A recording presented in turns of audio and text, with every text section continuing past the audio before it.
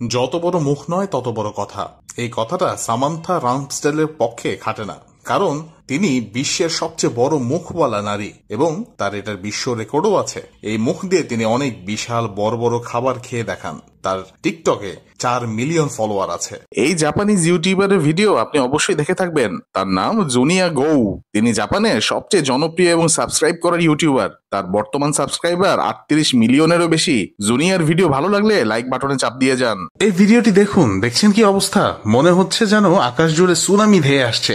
এটা কিন্তু এআই দিয়ে বানানো কোনো ভিডিও না, একদম বাস্তব। আসলে এইটা সুনামি না, এগুলো হলো বিশেষ ধরনের মেঘ, যাকে বলা হয় শেলফ ক্লাউড, যা ঝড়ের আগে ধেয়ে আসে। হুমায়ুন আহমেদের ভাষায় ভয়ঙ্কর সুন্দর এই মেঘগুলো। শত্রু যদি ঘরের মেহমান হিসেবে আসে, সেও ভালো আপ্যায়ন পায়। কিন্তু ট্রাম্পের ওভাল অফিসে যা ঘটলো তা ইতিহাসের জঘন্যতম উদাহরণ হয়ে থাকবে। যুদ্ধ বিধ্বস্ত ইউক্রেনের প্রেসিডেন্ট জেলেন্সকিকে ট্রাম্প সহায়তা প্রদান তো দূরের কথা, রীতিমতো অপমান করে ছেড়েছেন, তাও আবার লাইভে এসে। তার উপর মেহমানকে নাকি দুপুরের খাবার না খাইয়েই দরজা দেখিয়ে দিয়েছিলেন ডোনাল্ড ট্রাম্প। বন্ধুরা, প্লাটিপাস হচ্ছে এমন একটি প্রাণী যা কিনা মায়ের দুধ খায় কিন্তু বাচ্চা জন্ম দেয় না, ডিম পারে। কি অবাক না? এই কিউট প্লাটিপাসের জন্য কয়টা লাইক হবে? টাই বাঁধা এমনিতে অনেক কঠিন একটা কাজ, তার মধ্যে এই নটটা, এলরিচ নট, এটা বাঁধা আরো কঠিন।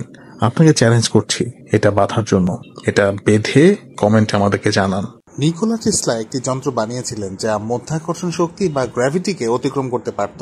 এর নাম ছিল অ্যান্টি গ্র্যাভিটি মেশিন। 2045 সালের মধ্যে মানুষের মস্তিষ্ক কম্পিউটারে আপলোড করা সম্ভব হবে। আপনার কি মতামত? অস্ট্রেলিয়ার মিগালি বাদুর গুহায় ড্রাগনের মতো বিশাল স্ট্রাকচার বানায়, কিন্তু কেন তা বিজ্ঞানীরা আজও বের করতে পারেনি। কখনো আপনার এরকমটা মনে হয়েছে যে আরে ঘটনা তো আমার সাথে আগেও ঘটেছে? এরকম ফিলিংস কে বলা হয় ডেজা ভু। তখন কিন্তু নিজেকে টাইম ট্রাভেলার মনে হয়, কিন্তু বিজ্ঞানীরা মনে করেন এটা হচ্ছে একটা ব্রেইনের টাইম গ্লিচ।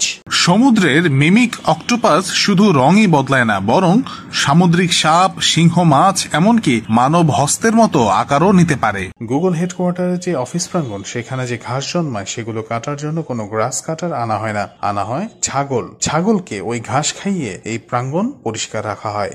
যুক্তরাজ্যে দ্য টিকেলবি টানেলে কোনো সুরসুরি না, মানুষই অদৃশ্য হয়ে যায়। কি ভয়ঙ্কর ব্যাপার! নিকোলা টেসলা বিনা তারে তার বিদ্যুৎ পাঠানোর একটি টাওয়ার বানিয়েছিলেন, যেটাকে টেসলা টাওয়ার বলা হয়। পরবর্তীতে কিন্তু এটিকে ধ্বংস করে ফেলা হয়েছিল।